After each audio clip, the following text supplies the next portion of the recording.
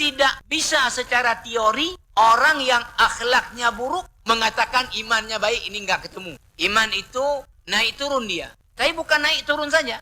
Di dalam hadis Sahihul Bukhari, itu bisa keluar masuk dari orang.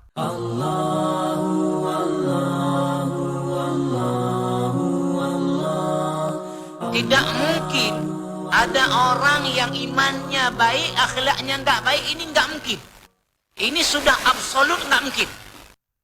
Nggak mungkin. Maka setiap siapapun yang belum baik akhlaknya berarti dipastikan imannya belum baik. Pasti konkret. Nggak bisa dibantah ini. Absolut.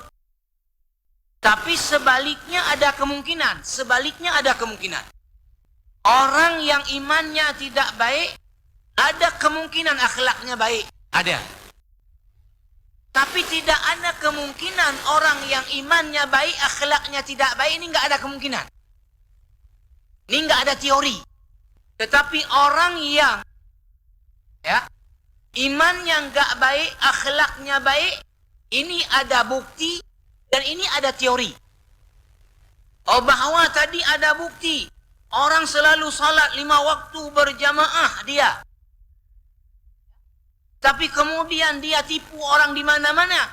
Berarti orang ini salatnya nanti akan dijelaskan di sini. Berarti orang ini belum betul salatnya. Belum betul imannya. Karena imannya belum berfungsi untuk mencegah dia dari berlaku bohong.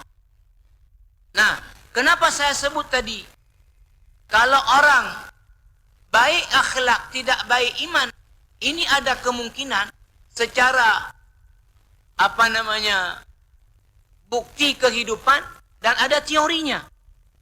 Contoh, misalnya ada orang, ini kita temukan di masyarakat, orangnya sangat baik. Dalam arti apa? Tidak pernah ngomongin keburukan orang lain. Tidak ada hidupnya mengganggu orang lain. Dan hidupnya selalu bermanfaat bagi orang lain. Artinya kalau bahasa kita, ringan tangan. Ringan tangan. Ya, bukan panjang tangan, tapi ringan. Ringan tangan. Kerja udip, kerja mati, kasluhnya. Gotong royong, selalu ada. Ini orang, hampir nggak ada sikap dia itu yang mengganggu orang, sikap dia yang tidak baik. Hampir tidak ada. Tapi masalahnya tidak sholat 5 waktu, hanya yang sama sekali. Orangnya baik, tapi tidak sholat. Nah, ini kita temukan dalam kehidupan. Dan ada teorinya. Ini bahwa boleh jadi. Apa teorinya? Dulu kita sudah bahas di sini. Dengan menggunakan rujukan kitab yang ditulis oleh Syekh Abdurrahman Hasan Habannakeh dengan judul Al-Akhlaq Al-Islamiyah wa Ususuha, akhlak-akhlak Islam dan landasan-landasannya. Setelah beliau menjelaskan definisi akhlak, kemudian beliau membagikan akhlak. Bahwa akhlak manusia ini itu terdiri dari 2. Satu, akhlak namanya fitriyah, itu bawaan. Bawaan lahir. Yang kedua adalah akhlak muktasabah, akhlak perolehan. Nah, orang yang tadi baik, dia kebetulan lahir membawa akhlak baik. Maka jadilah dia orang baik. Seperti Rasulullah mengakui bahwa di zaman jahiliyah juga ada orang-orang yang baik. Tapi kebaikan dia bukan dimotori oleh imannya, bawaan. Ya mohon maaf juga jamaah yang mulia. Misalnya orang-orang di barat yang berperilaku luar biasa baik, sehingga orang sering katakan, kalau mau contoh kayak mana akhlak, belajarlah ke sana. Kita ini belajar ke sana. Nah, mereka itu baik bukan dorongan daripada iman mereka. Karena mayoritas mereka itu walaupun agamanya misalnya Kristen, tapi mereka itu nggak percaya adanya akhirat, nggak percaya adanya kebangkitan, nggak ada. Ada yang neraka-neraka, nggak ada, tapi mati habis dah. Nah, jadi kalau ada orang baik, tapi dia imannya tidak baik, ini ada kemungkinan. Kenapa? Karena akhlak dia itu bawaan. Tapi tidak bisa secara teori orang yang akhlaknya buruk mengatakan imannya baik, ini enggak ketemu. Teori enggak ketemu. Karena apa? Karena iman dialah yang menahan dia dari melakukan yang dilarang oleh Allah. Seperti kita contoh tadi puasa. Kenapa dia enggak berani minum? Haus luar biasa, orang lihat enggak ada. Karena imannya yang tahan dia.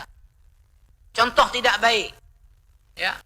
Orang yang perokok berat, ketika puasa, itu dia tahan kuat-kuat. Kenapa dia? Padahal orang nggak ada yang lihat kalau dia ngerokok. Karena dia yakin Allah tahu kalau dia ngerokok. Maka dia tahan kuat-kuat. Nah, siapa yang nahan? Iman dia yang tahan. Maka jamaah rahimakumullah, di dalam hadis yang sahih, iman itu ya, bukan saja dia naik turun. Yazid wa yanqus.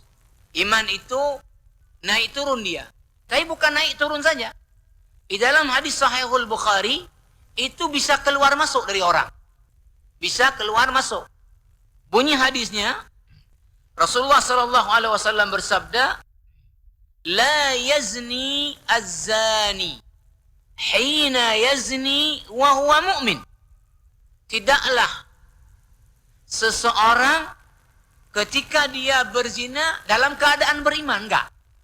Tidaklah orang yang berzina ketika berzina dalam keadaan beriman. Karena kalau dia dalam keadaan beriman, maka iman dia akan tahan dia untuk berzina.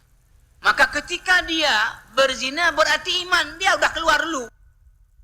Walaupun dia masuk lagi. Karena kalau iman ada, mesti iman akan tahan. Lanjutan hadisnya, wala yashrabul khamra hina yashrabuha wa huwa mu'min. Dan tidaklah seseorang ketika sedang minum khamar, dia dalam keadaan sedang beriman, enggak. Wala yasriqus sariqu hina yasriqu wa huwa mu'min. Tidaklah seseorang yang sedang mencuri, dia dalam keadaan beriman, enggak.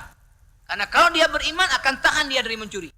Wala yantahibu nuhbatan zatu syarafin yarfa'un nasu absarahum ilaiha hina yantahibuha wa huwa mu'min. Dan tidaklah dia merampas sesuatu yang berharga di mana orang semua menginginkan itu. Ketika dia merampas itu, dia dalam keadaan beriman enggak. Nah, makanya jamaah rahimakumullah, beliau kemudian menyebutkan di sini, di dalam kitab ini, kata beliau, ala anna ba'dal muntasibina ila ad-din qad yastahilluna ada' al-ibadatil matlubah wa yadhharuna fil mujtama'il 'ammi bil hirsi 'ala iqamatiha wa hum fil waqti nafsihi. Kata beliau, ada orang-orang muntasibina ila ad-din. Artinya apa? Orang-orang yang tadi mengklaim dirinya beragama. Jadi muntasibina ila din, orang yang mengklaim dirinya adalah beragama. Lalu mereka dalam kehidupan mengerjakanlah ya perintah-perintah agama. Bahkan mereka tampil di depan masyarakat umum sebagai orang yang selalu menegakkan perintah-perintah agama. Ya, seperti saya sebut tadi. Ada salat dia bahkan berjamaah.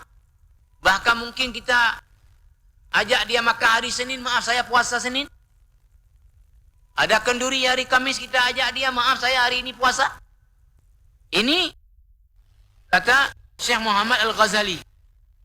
Wahum fil waqti nafsihi, orang ini di saat yang sama yartakibuna a'malan ya'baha al-khuluqul karimu wal imanul haq.